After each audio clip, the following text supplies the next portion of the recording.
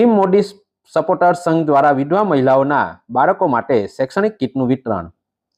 વિધવા બહેનોના બાળકો માટે ટીમ મોદી સપોર્ટર સંઘ દ્વારા નિઃશુલ્ક શૈક્ષણિક કીટ વિતરણનું આયોજન કરવામાં આવ્યું હતું, જેમાં સ્કૂલ બેગ, લંચ બોક્સ, પાણી bottle, notebook, compass box, biscuit વગેરે જેવી વસ્તુઓનું વિતરણ કરવામાં આવ્યું હતું.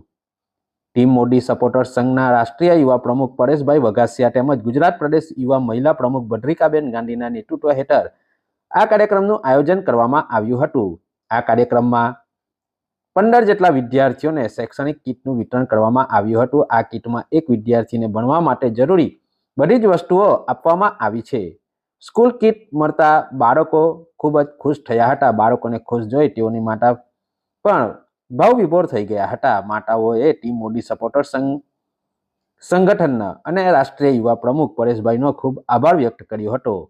આ કાર્યક્રમને સફળ બનાવવા માટે ભદ્રિકાબેન ગાંધીએ ખૂબ જ મહત્વનું યોગદાન આપ્યું હતું.